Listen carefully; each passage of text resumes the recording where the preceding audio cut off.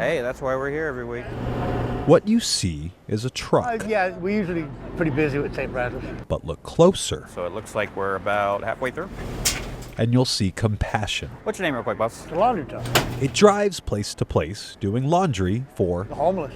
Actually, anybody in poverty. But most of the people we serve, they're a homeless community. Ray is the one washing clothes. Today he washes as many loads as he can. 37, 38. It's all we can do. With their second truck, it's going to change. Then we can do 70 loads a day.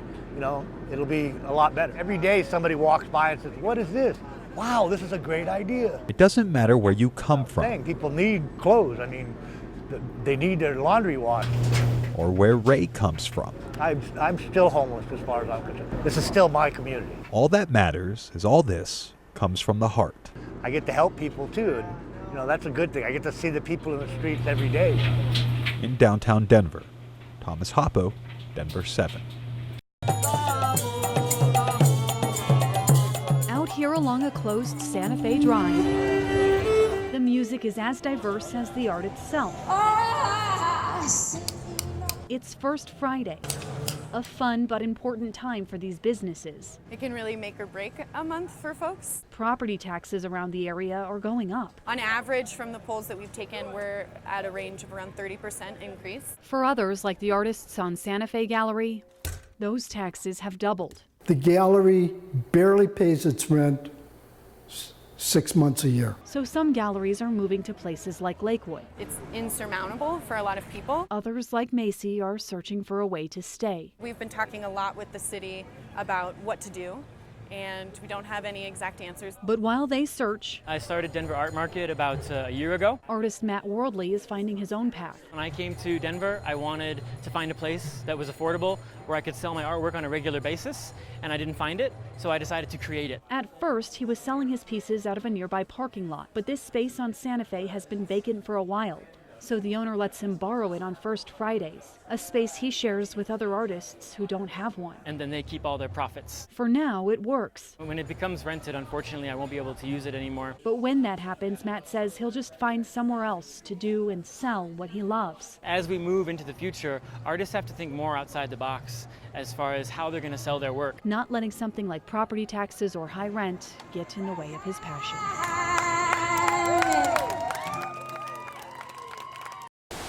It truly can be a life or death situation. They are preparing for the inevitable. We know people are going to be in the river. At the moment, Clear Creek and other Colorado creeks and rivers are figuratively at a trickle. Right now is the lowest it will be the entire year. We're at historic lows for this date. But swiftwater rescue crews warn that can be deadly deceiving, especially to the novice. With the very high snowpack that we have in the late spring and late warm weather, we haven't seen that snow start to come down yet. I think when it does, it's going to come down in a hurry. So as the temperatures finally heat up, 4 departments are training all this week, mimicking common scenarios. Stranded midstream on a rock with a broken hip. Where someone has a broken pelvis, which we simulate, and we have to put them on a boat and actually bring them across because they're unable to swim. And then we also unfortunately mimicked what it would be like if we had smaller people who maybe couldn't help themselves. And while they understand your attraction to being on the water, they also ask for common sense. Whitewater rafting, we've got kayakers, fishermen, people tube down these rivers. We're not trying to keep people out of the river. What we want is for people to be safe. If you're not trained recreationally or professionally, there are more risks to moving powerful water than you can imagine. In Golden, Russell Haythorne, Denver 7. From the fat to the funny to the bizarrely inbred, the internet is crazy for cats like Boots the ambitious igloo builder and always on the prowl for the next big hit.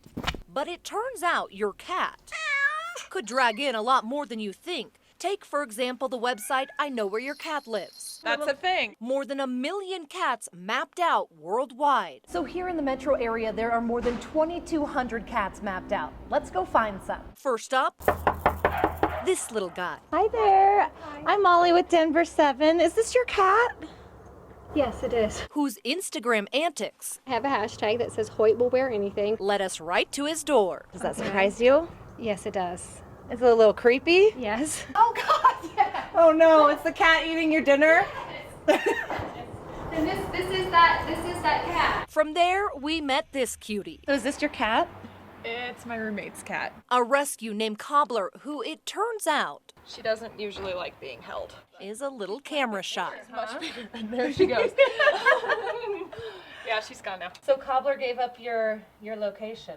Well, I don't think Cobbler gave up my location, but I guess, yeah, kind of. A little disturbing. They will know my location when I took a picture of my cat down to a couple of feet. Tech expert Steve Beatty says it all comes down to the GPS on your phone. And When it it gives takes the me- picture, it also attaches coordinates called EXIF, putting your privacy on social media blast. People will know the type of things that I own. They might know, socioeconomic class right off the bat because of the pictures that I have surrounding my cat. And they will know my home address. And it's not just the cat photos, it's those pics of your wife, your baby, even yourself that could lead strangers right to your door. Beatty recommends stripping your data before you post. Some websites like Facebook and Instagram already do. Does it make you want to change the way you do things?